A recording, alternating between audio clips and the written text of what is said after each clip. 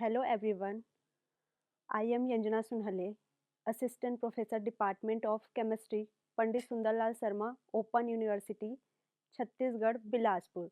Today's our topic is on quantum number and electronic structure principle part 2. इसमें हम देखेंगे quantum number, shape of orbital, Pauli exclusion principle, Hund's rule, Aufbau principle, effective nuclear charge, Slater's rule के बारे में। Introduction to quantum number.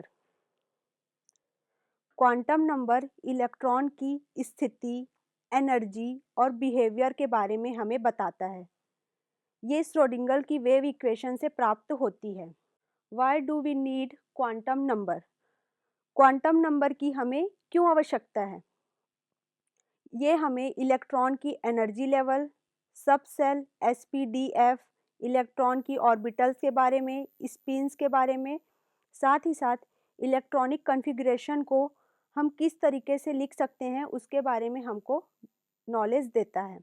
ये total 4 types के होते हैं: principal quantum number, azimuthal quantum number या फिर angular quantum number, magnetic quantum number या फिर spin quantum number. Type of quantum numbers. First है प्रिंसिपल क्वांटम नंबर n। यह इलेक्ट्रॉन का मुख्य एनर्जी लेवल दर्शाता है। इसकी वैल्यू 1, 2, 3, 4 हो सकती है। अगर n का वैल्यू बढ़ेगा तो सेल का साइज भी बढ़ेगा, जिससे कि एनर्जी भी ज़्यादा होगी। इसको उदाहरण से समझ सकते हैं, जैसे कि n इज इक्वल टू 1, इसका वैल्यू क्या होता है k सेल, वैसी n इज इक्वल टू इसका वैल्यू होता है l सेल, वैसी n इज इक्वल टू 3 इसका वैल्यू होता है m सेल। उसके बाद सेकेंड एज़ीमुथल क्वांटम नंबर या फिर एंगुलर क्वांटम नंबर, इसको हम l से प्रदर्शित करते हैं। यह इलेक्ट्रॉन की सब सेल तथा ऑर्बिटल के शेप के बारे में हमको बताता है। इसका वैल्यू जो होता है 0 से लेके n-1 तक होता है, जिसको हम देख सकते हैं। हमारा जो एज़ीमुथल क्वांटम नंबर L0, उसको हम सब सेल S से प्रदर्शित करते हैं। वैसी 1 इसको सब सेल P से प्रदर्शित करते हैं, 2 इसको हम सब सेल D से प्रदर्शित करते हैं, 3 इसको हम सब सेल F से प्रदर्शित करते हैं। S का जो शेप होता है स्पेरिकल होता है, P का शेप डंबल शेप होता है, वैसी D का डबल डंबल भी बोल सकते हैं, F का कॉम्प्लेक्स शेप होता है। नेक्स्ट मैग्नेटिक क्वांटम नंबर, इसको हम ml से प्रदर्शित करते हैं। यह ऑर्बिटल की ओरिएंटेशन, दिशा को बताता है। इसका रेंज जो होता है -l से +l होता है। एग्जाम्पल में हम देख सकते हैं, अगर हम p ऑर्बिटल का निकालेंगे तो l is equal to azimuthal quantum number का वैल्यू क्या हो जाएगा 1, वैसी d में l का वैल्यू क्या हो जाएगा 2। अगर हम इसका ml निकालेंगे तो हमें पता है कि p में 3 ऑर्बिटल्स होते हैं, वैसी d में हमारे कितने ऑर्बिटल्स होते हैं 5 ऑर्बिटल्स होते हैं। तो p में 3 ऑर्बिटल्स होते हैं, तो 3 ऑर्बिटल्स का जो मैग्नेटिक क्वांटम नंबर किस तरीके से होगा, बीच वाले का 0 होगा, -1 और +1। सेम वैसी -2 से +2 तक d ऑर्बिटल का हमको मिलेगा। तो फर्स्ट वाले का ओरिएंटेशन क्या होगा 3 होगा और d वाले का ओरिएंटेशन क्या होगा 5 होगा। फिर नेक्स्ट देखते हैं स्पिन क्वांटम नंबर ms। यह इलेक्ट्रॉन का स्पिन डायरेक्शन बताता है। इसका वैल्यू +½ से -½ होता है। एक ऑर्बिटल में 2 इलेक्ट्रॉन रह सकते हैं, लेकिन दोनों का स्पिन जो है वो अपोजिट होना चाहिए। नेक्स्ट इसको हम एग्जाम्पल से, जो हमने अभी सारे क्वांटम नंबर देखे हैं उसको हम एग्जाम्पल से समझ सकते हैं। जैसे कि प्रिंसिपल क्वांटम नंबर n, इसमें 1 का वैल्यू क्या होगा k, 2 का वैल्यू l, 3 का वैल्यू m, 4 का वैल्यू n। वैसे ही अगर हम एज़ीमुथल क्वांटम नंबर निकालेंगे, ये सब हमारे क्या थे सेल थे, और ये सब हमारे क्या है सब सेल है। हम m को एग्जाम्पल लेते हुए समझते हैं, तो देखेंगे m जो है कितने सब सेल में बट गए, एस पी डी में। हमको पता है S का एज़ोमुथल क्वांटम नंबर क्या होता है 0, p का क्या होता है 1, वैसे d का क्या होता है 2। अब हम इसका मैग्नेटिक क्वांटम नंबर निकालेंगे तो उसमें हमें पता है कि हमारे s में एक ऑर्बिटल होता है, तो मैग्नेटिक क्वांटम नंबर का वैल्यू क्या हो जाएगा 0। वैसे ही p में हमारे 3 ऑर्बिटल होते हैं, तो मैग्नेटिक क्वांटम नंबर कितने हो जाएंगे 3 हो जाएंगे। बीच वाला हमारा 0 रहेगा, +1 और -1। वैसे ही d में हमारे कितने ऑर्बिटल होते हैं 5 ऑर्बिटल, तो हमारा वैल्यू कितना हो जाएगा 5। 0 से लेके +2 से -2 तक। इस तरीके से हम मैग्नेटिक क्वांटम नंबर निकालते हैं। फिर आगे देखते हैं स्पिन क्वांटम नंबर। अब हमको पता है हर एक ऑर्बिटल में कितने इलेक्ट्रॉन भरे जाते हैं 2 इलेक्ट्रॉन, जिसका स्पिन क्लॉकवाइज और एंटी क्लॉकवाइज होता है। तो हर एक ऑर्बिटल में जो हम क्लॉकवाइज इलेक्ट्रॉन भरेंगे उसका वैल्यू +½ और एंटी क्लॉकवाइज जो इलेक्ट्रॉन भरेंगे उसका वैल्यू -½ होगा। हमें पता है s में एक ऑर्बिटल होता है तो उसमें 2 इलेक्ट्रॉन भरे जा सकते हैं, p में 3 ऑर्बिटल होता है तो उसमें हम 6 इलेक्ट्रॉन भर सकते हैं। वैसे d में 5 ऑर्बिटल है तो हम उसमें 10 इलेक्ट्रॉन भर सकते हैं। अगर हम देखें f का, तो f में कितने ऑर्बिटल होते हैं 7 ऑर्बिटल होते हैं, तो इलेक्ट्रॉन हम 14 भर सकते हैं। Next, shape of orbital. Orbital के शेप्स के बारे में हम देखेंगे। यहाँ देख सकते हैं S जो है स्पेरिकल शेप का है, P जो है डम्बल शेप का है, D जो है डबल डम्बल शेप या फिर क्लोवर लीफ की तरह है। वैसी F का शेप जो है कॉम्प्लेक्स शेप बताता है। यहाँ देख सकते हैं S जो है एक स्पेरिकल शेप में है और P जो है डबल डम्बल शेप में है और इसमें 3 ओरिएंटेशन होते हैं, PX, PY, PZ। वैसे हम D जो है वो हमारा डबल डम्बल शेप होता है, इसमें कितने ओरिएंटेशन होते हैं 5 ओरिएंटेशन होते हैं, DXY, DXZ, DZ², DYZ, DX²-Z²। इस तरीके से साथ ही साथ हमारे जो F ऑर्बिटल होते हैं उसके ओरिएंटेशन 7 होते हैं। ये इस तरीके से कॉम्प्लेक्स ओरिएंटेशन हमको दिखाते हैं। Then next, Pauli's exclusion principle. किसी भी एटम में 2 इलेक्ट्रॉन के सभी 4 क्वांटम नंबर एक जैसे नहीं हो सकते, अर्थात एक ऑर्बिटल में अधिकतम 2 इलेक्ट्रॉन भर सकते हैं और दोनों इलेक्ट्रॉन में स्पिन जो है वो अपोजिट होना चाहिए। यहाँ हम इमेज से समझ सकते हैं कि एक जो ऑर्बिटल है उसमें 2 इलेक्ट्रॉन होने चाहिए, तो हमारे 1s में 2 इलेक्ट्रॉन भरे गए हैं, वैसे 2s में 2 इलेक्ट्रॉन भरा गया है। साथ ही साथ इन्होंने ये भी बोला है कि हमारे जो दोनों इलेक्ट्रॉन हैं उसका स्पिन क्या होना चाहिए, एक का क्लॉकवाइज होना चाहिए और दूसरे का एंटी क्लॉकवाइज होना चाहिए, मतलब दोनों का अपोजिट होना चाहिए।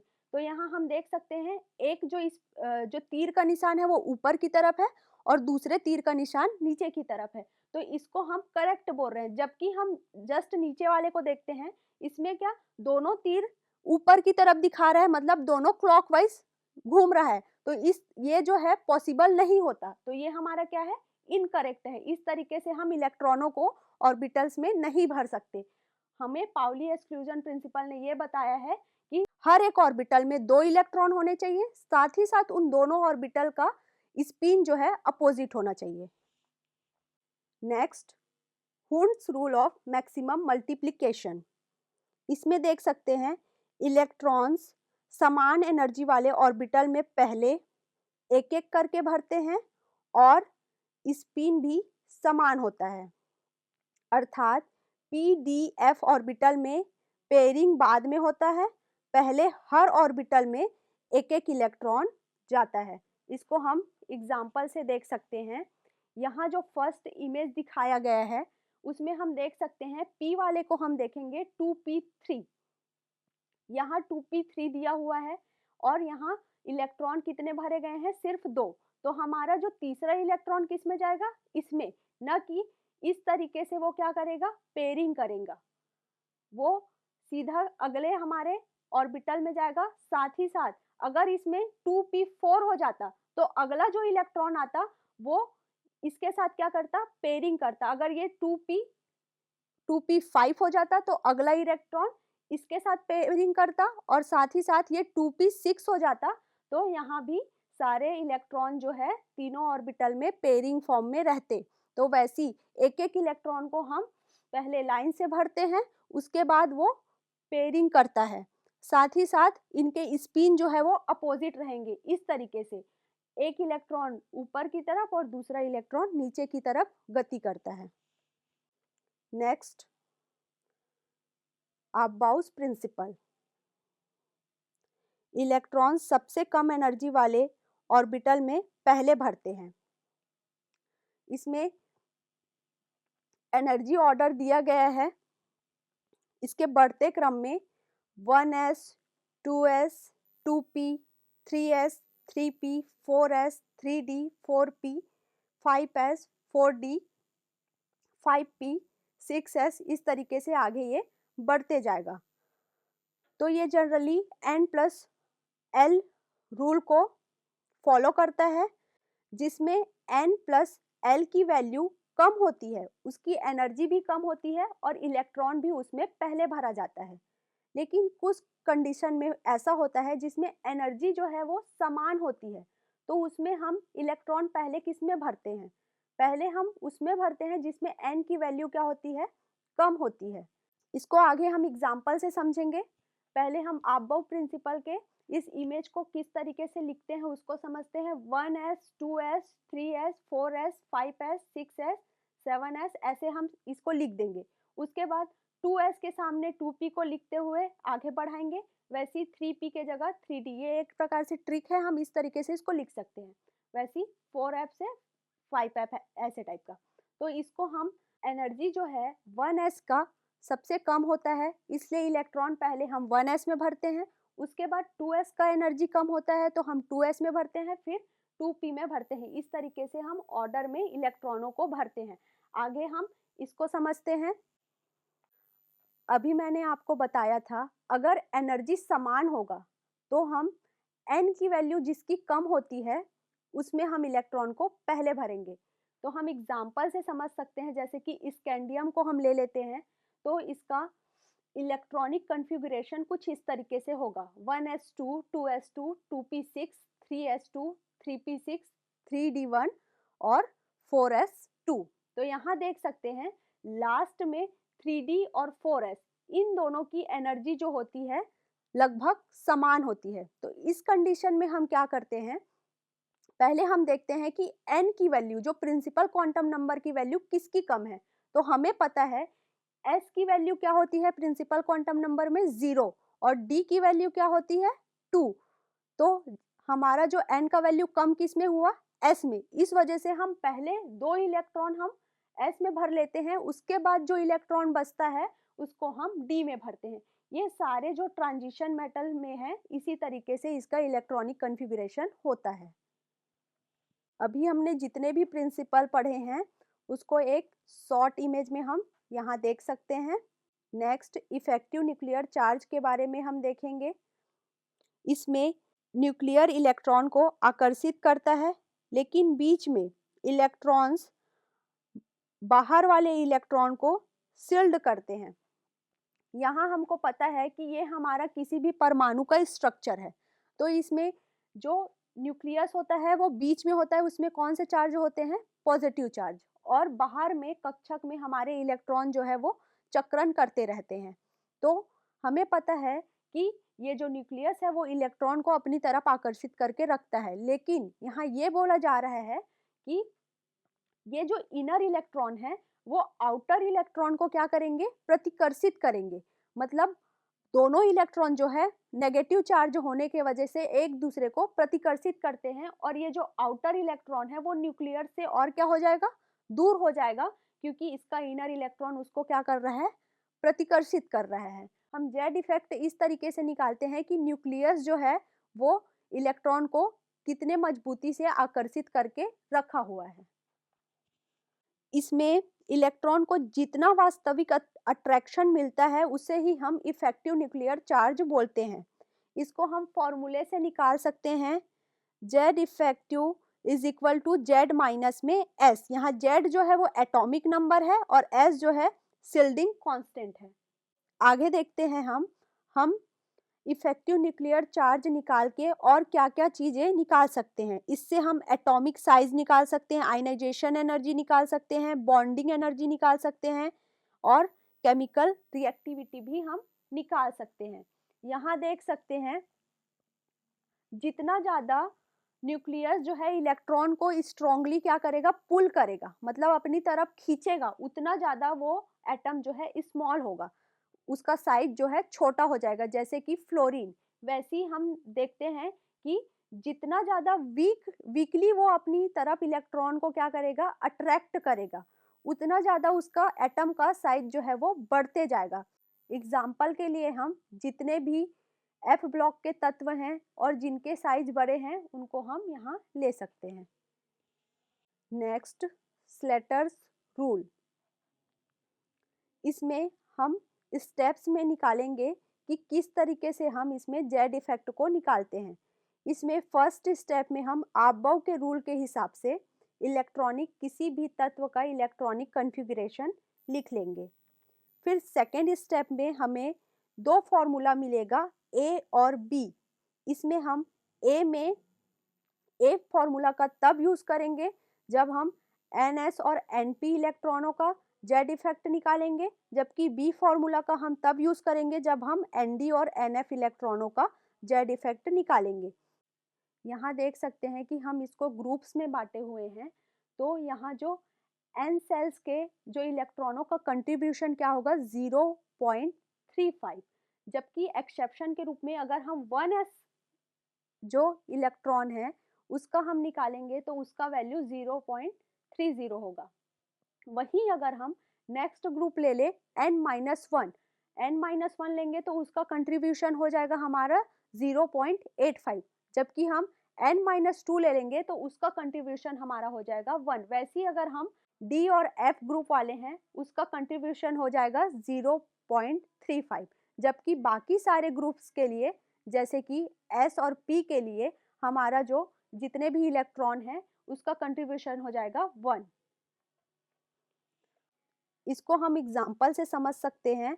यहाँ हम देखते हैं सल्फर को, सल्फर का जो एटॉमिक नंबर होता है वो 16 होता है। इसमें हम देख सकते हैं सबसे पहले हम इसको आबव के रूल से इलेक्ट्रॉनिक कॉन्फ़िगरेशन के फॉर्म में हमने लिख लिया।